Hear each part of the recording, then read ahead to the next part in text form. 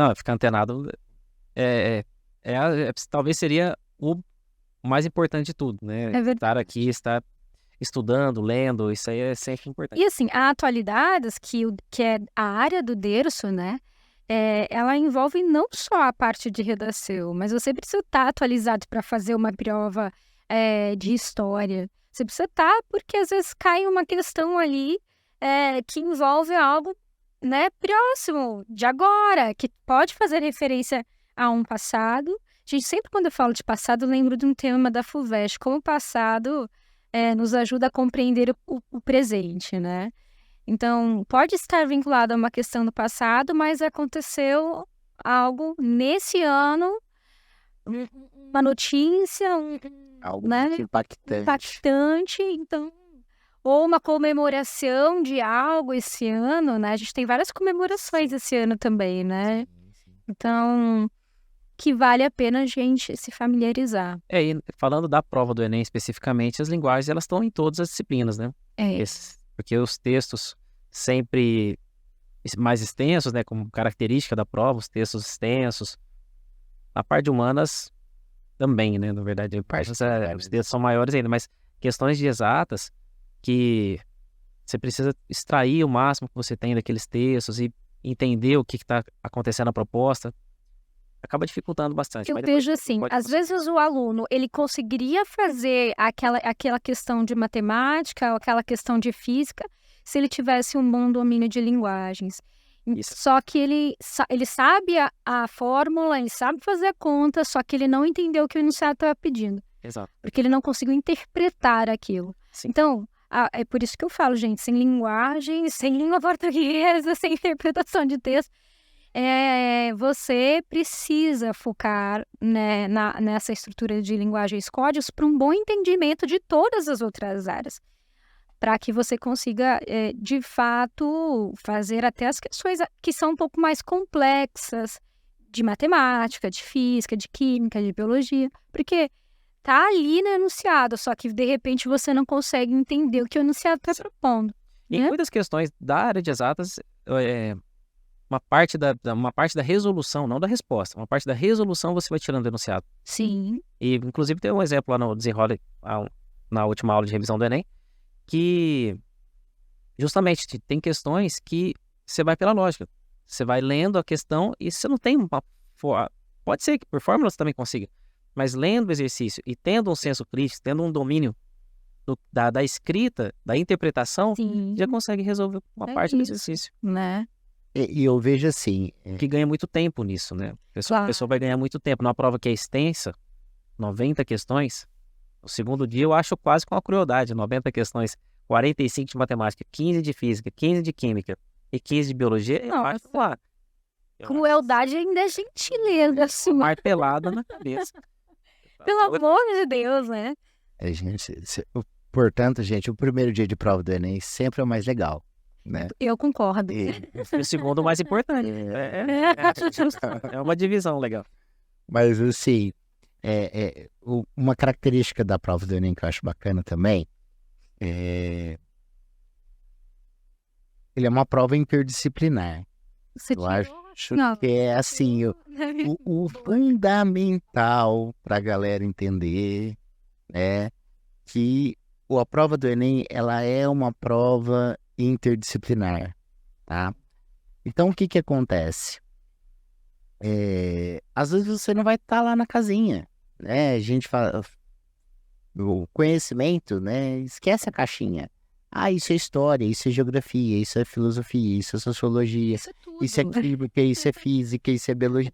Não, às vezes uma mesma questão, um mesmo assunto, ele traz para você, você precisa articular conceitos das várias áreas, das várias disciplinas, né? Por isso que a prova do Enem, tanto é que eles organizam ela em áreas de conhecimento de forma proposital, né?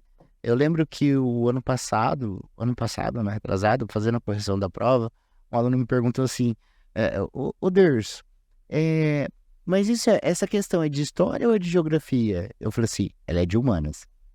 Pronto, né?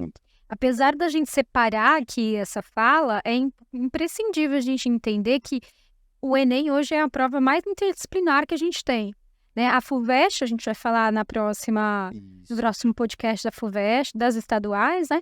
Mas a FUVEST, ela anunciou esse ano passado, né? Nesse ano, que ela vai trazer uma prova que ela já está fazendo, né? No ano passado. É uma prova mais interdisciplinar na primeira fase. Só que o Enem ainda hoje é a prova mais interdisciplinar que a gente tem. Então, às vezes a gente tem uma questão, você não sabe se é química ou biologia, ou é física.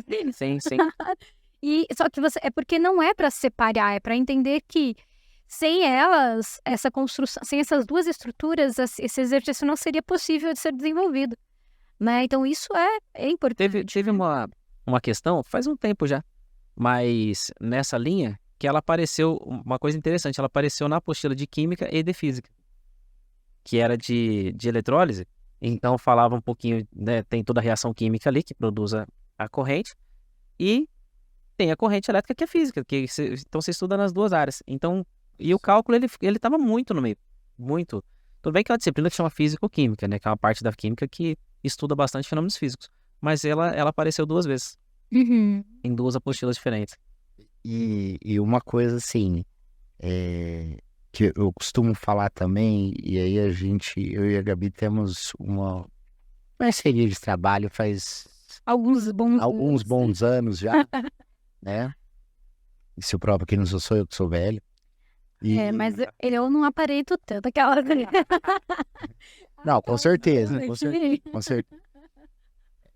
O problema não é a data de fabricação, é o estado de conservação, no meu caso. Aí, o que a gente fala muito é o seguinte, as questões de humanas, dessa prova de ciências humanas, o legal quando eles mudaram, né, colocaram a prova de redação e humanas no mesmo dia, o legal é que é o seguinte, às vezes os textos das questões de ciências humanas te dão um suporte para você fazer uma boa redação. É verdade. Entendeu? Ele te traz lá trechos de textos de sociólogos, filósofos, reportagens. Então, às vezes, você tem, fazendo a prova de humanas, você vai melhorar o seu repertório. Falei certo, né, Gabi? Sim. Melhorar o seu repertório para o quê? Para escrever uma redação legal. Então, você tem todos esses links. É uma prova que ela tem essa preocupação dela ser toda, né? Casada. Toda né? casada, toda linkada. É muito importante, assim, se você entrar num ponto que eu recebo muito em sala de aula. Gabi, quanto eu devo fazer a redação? No começo, no meio, no fim? Porque você tem uma hora a mais ali, um tempo a mais de prova no primeiro dia, justamente por conta da redação. Eu sempre deixo a critério do aluno, porque ele precisa se conhecer para identificar o melhor momento dessa produção para ele, né? Então, olha, como você está no fim da sua prova? Você está bem? Ou você prefere reservar uma hora final para essa produção? Isso é um movimento individual. Só que eu acho interessante o pensamento de que eu faço a leitura do tema, às vezes da proposta ali dentro, dos textos motivadores, e aí eu começo a fazer a prova, porque pode ser que eu consiga linkar com alguma ideia que a prova de ciências humanas me trouxe, que a prova de linguagens me trouxe, porque eu vou ler muitos textos, né? Então, eu sou da opinião que quando eu faço uma prova, eu deixo isso para o meio, né? Justamente o tema de redação está no meio da prova por um motivo, né? Eu deixo isso no meio justamente para quê? Para que você tenha lido, feito algumas questões ali já, e aí depois você, né, consiga pensar em outras construções para produzir um texto legal também. Não esteja tão cansado. Mas com algumas informações. Subsídio, né? Eu acho deixar para o final uma faca de 2 gumes, porque todo vestibular é uma caixinha de surpresa, né? Até você abrir a prova, você não sabe o que vai cair ali. Então, você não sabe quanto você vai ter dificuldade ou facilidade em algumas coisas. Então, eu acho que é deixar a redação pro final, a última coisa, muito arriscado. Porque você pode, às vezes, gastar muito tempo na prova em si e não deixar 1 hora. para fazer a redação. Às vezes sobra 30 minutos, 20 minutos para você fazer uma redação. Cara, não faz uma redação de qualidade por 20 minutos. E aí é contar com muita sorte no quesito emocional, você estar ansioso, em algum momento você precisar parar. Então, assim, aquelas pessoas que têm constância, né? Aquela pessoa que já faz há muito tempo o Enem, ou que faz simulado sempre, que está ali, né, entendendo como, talvez, né, não dá para opinar sobre isso. Mas é contar com muita sorte, assim, porque eu acho arriscado. a prova Enem, a gente brinca, mas é uma verdade, principalmente, eu acho que pro segundo dia, ela não é feita para gabaritar, né, assim... Inclusive, ela é corrigida de um jeito diferente, né, Thiago? Isso é muito interessante no Enem, que não é a única prova que tem esse sistema, né, que é a teoria de resposta ao item, que é o famoso TRI, ou TRI, a gente chama de TRI, mas a teoria de resposta ao item, ela é uma teoria usada em muitos países, tem muitos países que utilizam essa teoria em diversos vestibulares, provas, concursos, que ela é o seguinte: existe um nível de questão, um nível de dificuldade das questões. Então tem questões fáceis, vamos usar só 2 níveis para ficar fácil de entender. Questões fáceis e difíceis. Vamos deixar aqui questão média para lá, só para ficar um negócio legal. Se você tem... vamos colocar 2 pessoas como exemplo. Você tem 2 pessoas, as 2 de 7 questões erraram 4. As 2 acertaram 3 questões. Ok. Só que, se você tem dessas 7 questões, você tem 4 fáceis, 3 difíceis. Então vamos lá. 7 questões, 4 fáceis, 3 difíceis. A pessoa que acertou só 3. Os 2 acertaram 3. Só que um acertou 3 fáceis. A outra acertou 2 difíceis e uma fácil. Que acertou as fáceis tem mais pontuação do que acertou as questões difíceis. Por quê? Porque o sistema reconhece, o algoritmo reconhece que aquelas questões difíceis que você acertou na sorte. Você acertou no chute. E as fáceis que era para você ter acertado, já que você acertou aquelas difíceis, você não acertou, então significa que você não tem o subsídio básico para fazer uma pontuação maior. Entendi. Então, isso é real mesmo, tá? Uma pessoa, nessa métrica que eu tô falando para vocês, uma pessoa que acertou só as fáceis, pode tirar 500, 600 pontos. A pessoa que acertou algumas difíceis e poucas fáceis, ela vai ter 300, 380, 400. Então, realmente, isso é muito significativo. O Enem não é uma prova de quantidades de acertos. As questões não valem o mesmo tanto. Tá. O que vale é o seu desempenho nas provas. Então, você acertar as difíceis e errar as fáceis é pior do que o contrário, do que você acertar as fáceis e errar as difíceis. Esse é o método, né? Não só o Enem, aqui no Brasil tem a Prova Brasil, também funciona com esse mesmo método. E como eu disse, não foi criado para o Enem, nem pelo Enem, nem pelo INEP.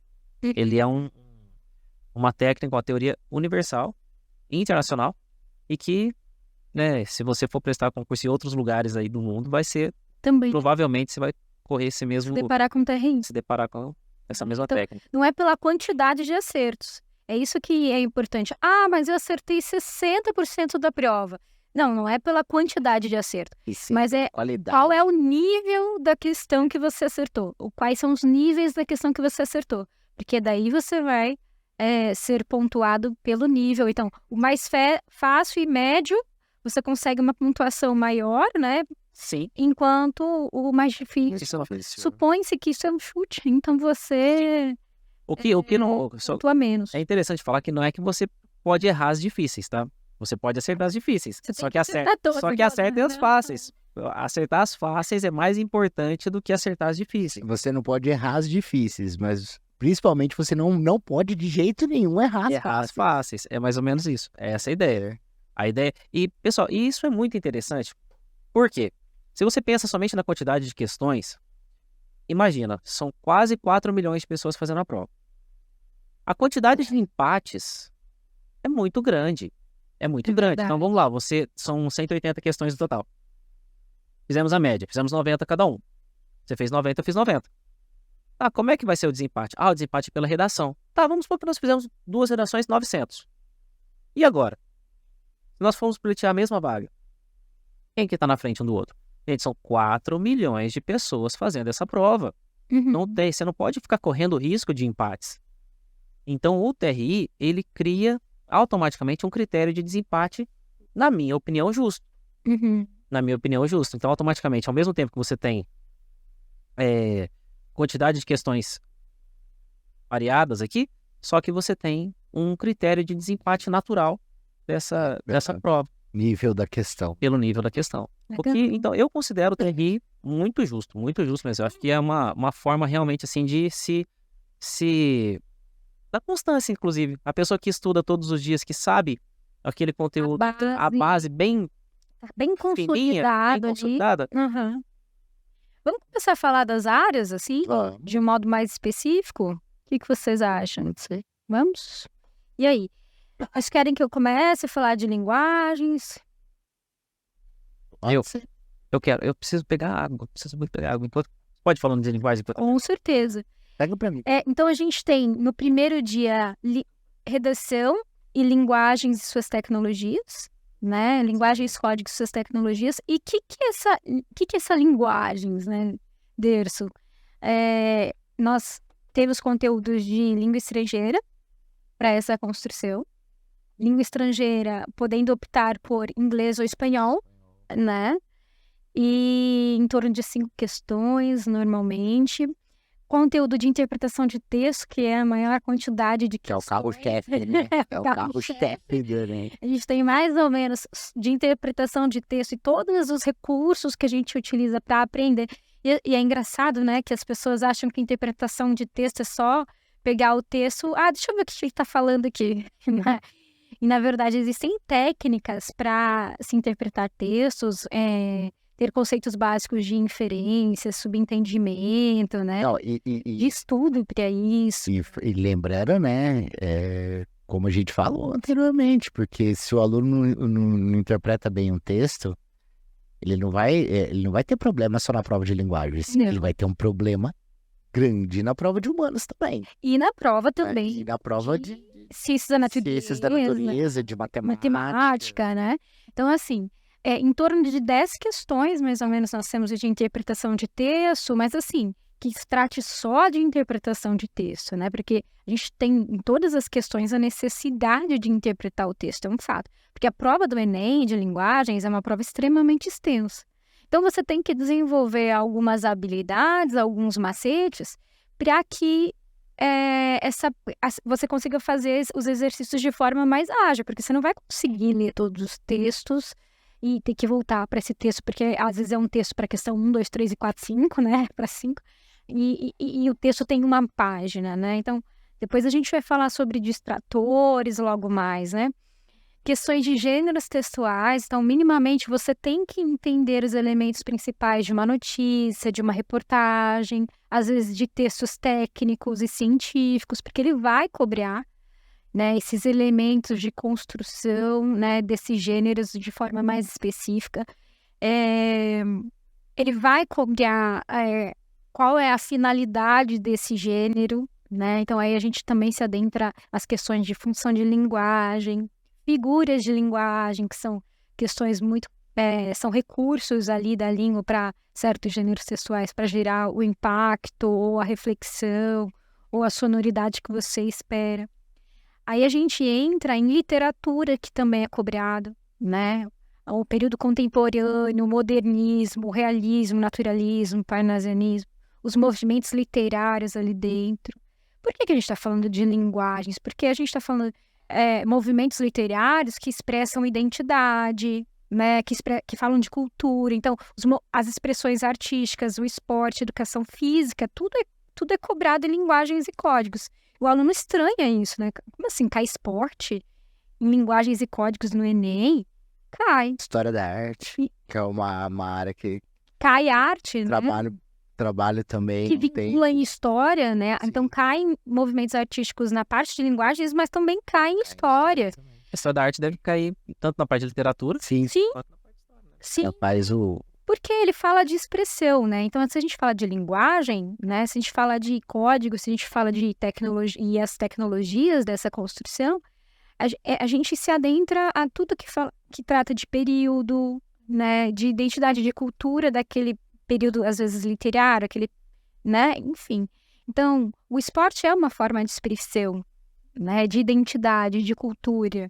A arte também a literatura também é. Então, tudo isso está dentro do conteúdo de linguagens, códigos e tecnologias, porque ele vem trazer algo, né, que seja a identidade de um grupo, a identidade de uma, de uma região, né? E falando em região, a gente fala de variação linguística também, que cai a rodo, falar de linguagem formal, informal, variação linguística regional, histórica. É muito rica a parte de linguagens do Enem, é muito rica. É excepcional, né? Não, e como faz, né? Como tem uma intersecção, e aí a gente falou, né? Principalmente para a prova do Enem, né? O conhecimento não é caixinha. Então, assim, não pensa assim, olha, as questões de história estão aqui, as questões de língua portuguesa estão aqui, né? Não, o Enem não vai ter isso, né? Inclusive, por exemplo, se você pega a sociologia, né? A sociologia vai trazer para a prova de humanas muita coisa sobre cultura, sobre identidade, sobre direitos, que está presente, pode estar presente lá. Às vezes o conhecimento sociológico você tem, né?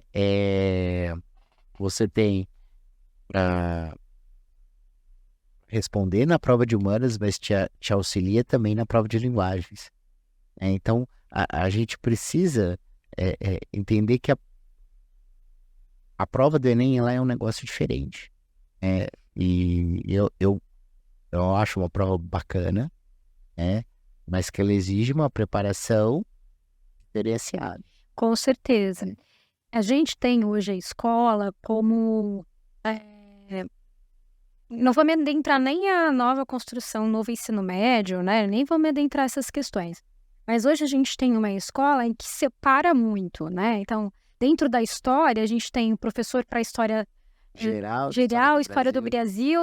A gente tem na área de língua portuguesa o professor de redação, professor de literatura, de gramática, de interpretação de texto. A gente tem em química, na parte de química tem o professor da frente tal, biologia, professor... Então a gente separa isso, aí chega no Enem, isso é um pouco chocante, porque o Enem mistura isso.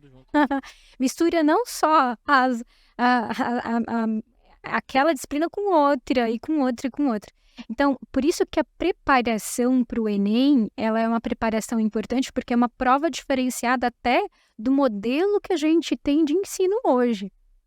Sabe o que eu gosto de dizer na questão da preparação do Enem? Às vezes as pessoas não se dão muito o luxo de se preparar dessa forma, mas eu gosto muito de falar para os alunos a preparação física para o Enem. Porque é uma prova de 3 horas e meia primeiro dia, 4 horas e meia primeiro dia, 5 horas e meia no segundo dia, não é isso?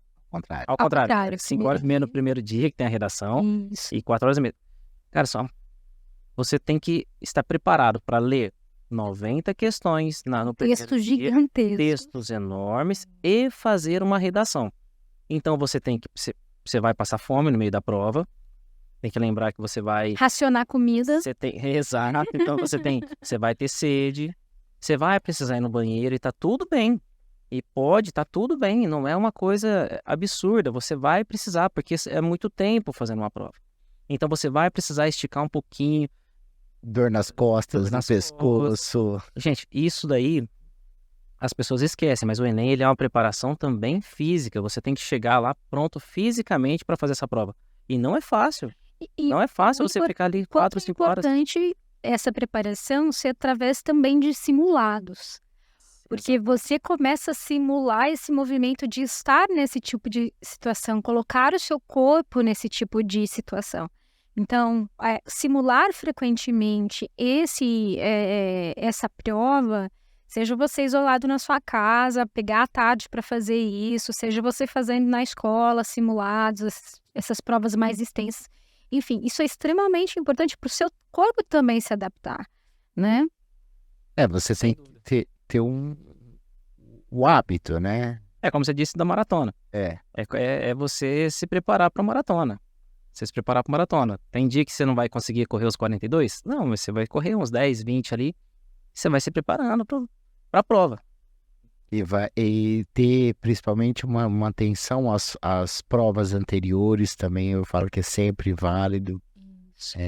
Sempre revisitar aí as provas dos últimos 4, 5 anos. Porque, de certa forma, até nós nos baseamos nas últimas provas para fazer revisões, né? Sim. Nós nos baseamos nas últimas provas para tentar prever um pouquinho daquilo que vai cair na próxima, né? Exato. Pegar de certa forma, entra um pouco de estatística nisso, né? Porque aquilo que mais cai vai acontecendo uma probabilidade maior de cair. Gabi, como que você sabe que esse conteúdo cai? Porque ele está sempre sendo copiado. Então, de novo, não é uma bola de cristal, vai cair, né? Eu até brinco, ano passado, a gente acertou o tema do Enem e eu ainda acertei uma questão do Enem de linguagens, né? Foi sobre... teve um texto aí do Veríssimo, chamava Papos, e eu levei esse texto em sala de aula e a gente fez uma discussão sobre a utilização da norma padrão para um contexto de comunicação cotidiana despojada, é necessário isso? E a gente fez essa discussão em sala de aula. De repente, chegou no Enem e cravou esse mesmo texto e essa mesma discussão. Então, assim, é uma bola de cristal? Você tem, sei lá, nem sei a probabilidade de você acertar algo assim.